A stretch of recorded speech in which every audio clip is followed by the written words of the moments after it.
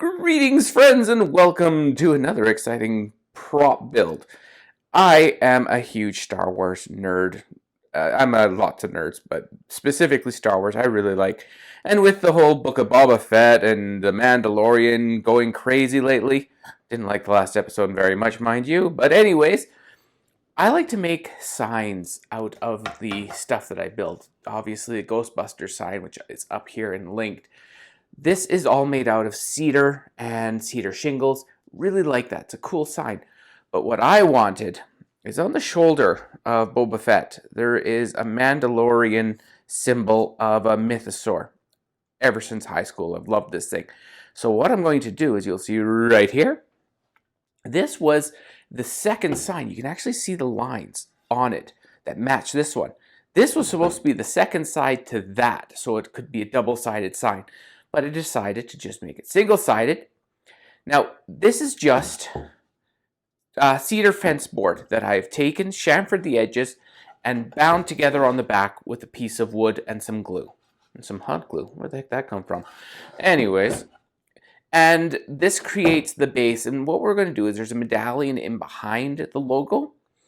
And this one here, you can see that I did a 1/2 inch riser, or 3/4 inch riser out of cedar, and then I did the shingles on top.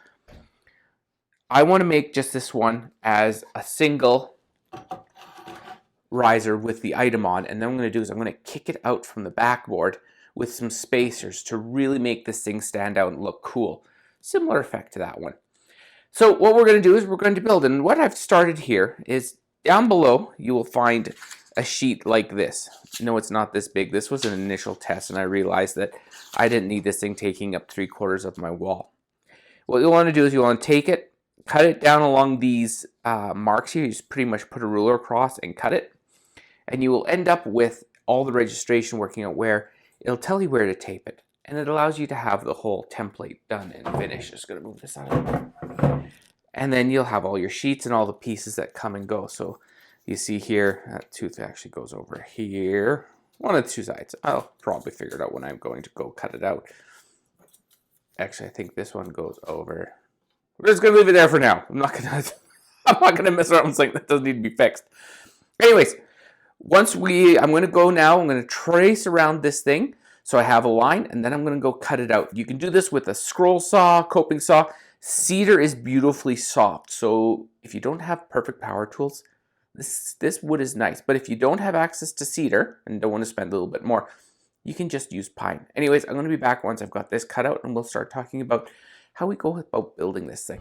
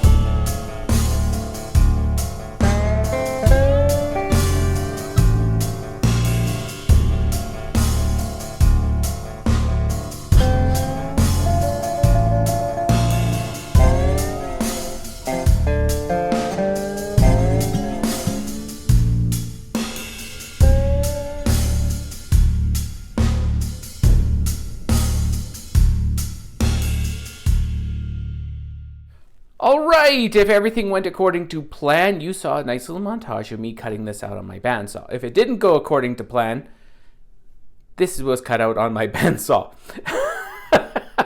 So, once you've got it all cut out, see, I took a sander and knocked down this edge. You can use a knife for this, but make sure you go against the grain rather than with the grain, especially if you use cedar, because cedar, the grain is really, really long. As you can see here, the grain is really long. So if your knife catches it, you'll take a huge splinter off, and you don't want to do that.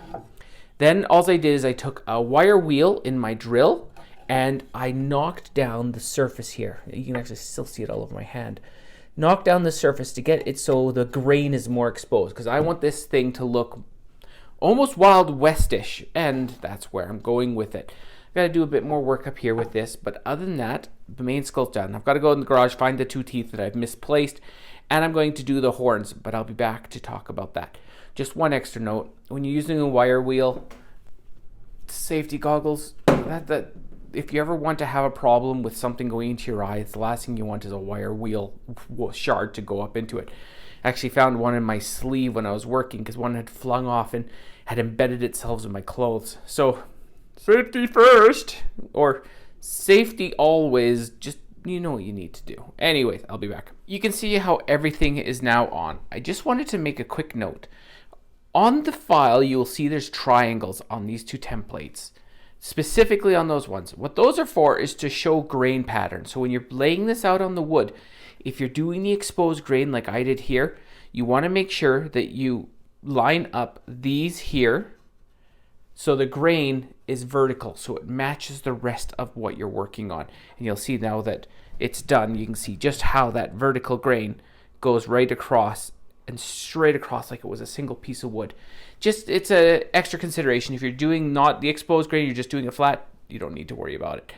Anyways, I'm going to be working on getting this back part here painted, and then we're going to be painting this, and we'll just take it from there. But anyways, yeah, I'll be back.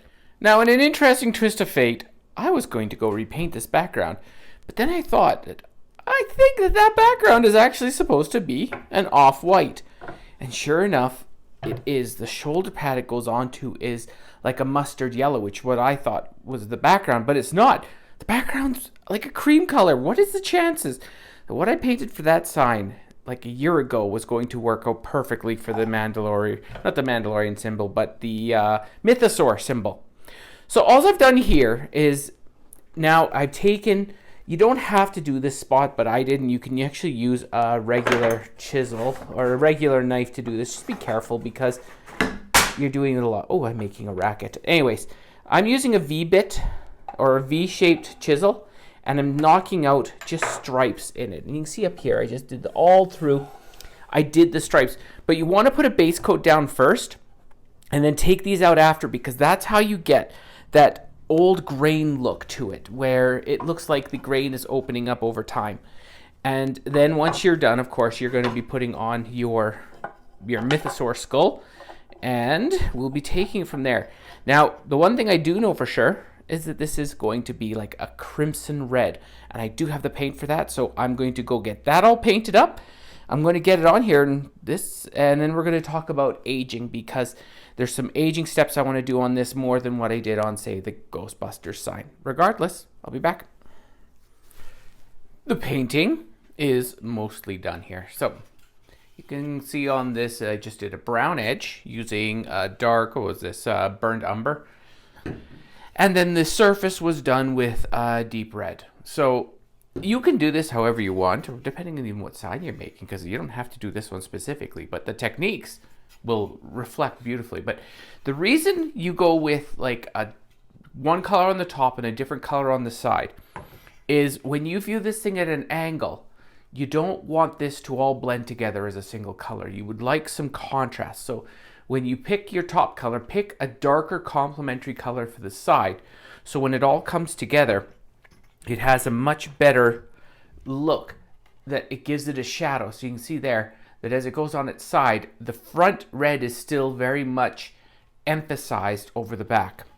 So we're going to remove our Mythosaur skull now. Love the size. Oh, just a quick note. When you do... How can you... There you go. I can tell my daughter was helping me. So, and that's adorable, by the way. When you go to...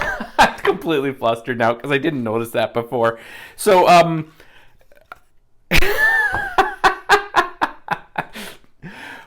when you do these, you want to paint the backs because the color is going to be seen from the back, and you want to make sure that if somebody does look at it from the side, that it looks decent. Not a big deal, but just something as a little bit of extra quality. Now, we are going to be aging this up. How much aging you want to do is completely up to you. I want to do it similar to another sign that I've done. It's a Nuka-Cola sign. I've got hairs all over this thing. So I'm going to start with a dark brown. I'm going to put a bit down onto my working palette here, not too much. And now you want a sea sponge.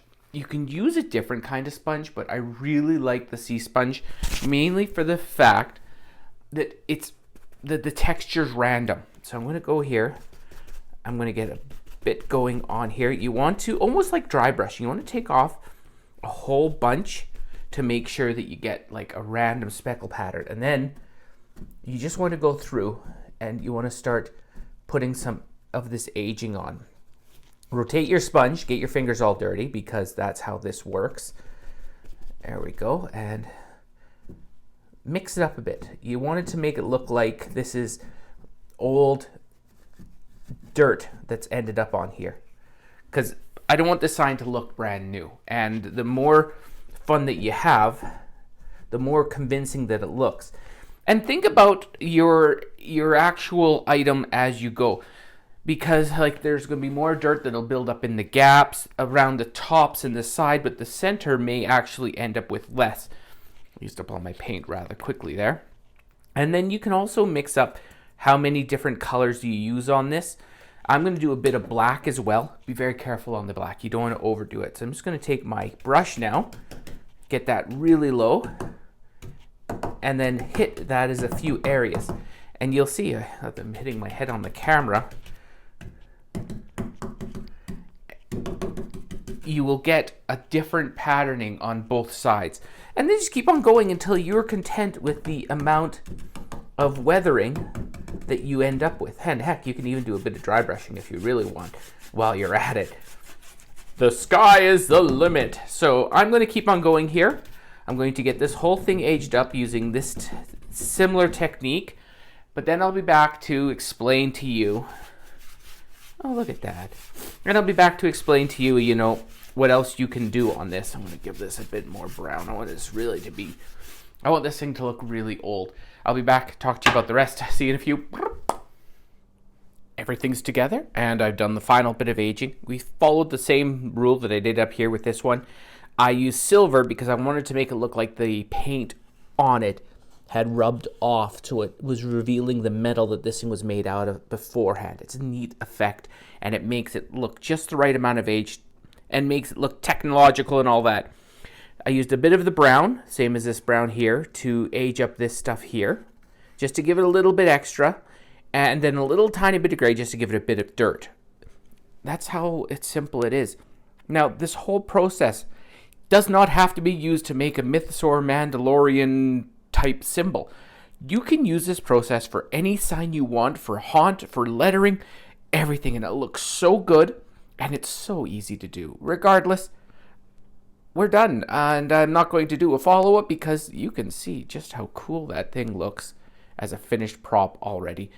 But thank you so much for tuning in. If you liked it, please like, subscribe, and a special thanks to both Freddy Zone and Charismatic, my patrons who help me every month make sure that these props can happen. I hope you all have a fantastic time building this, and have a good one all.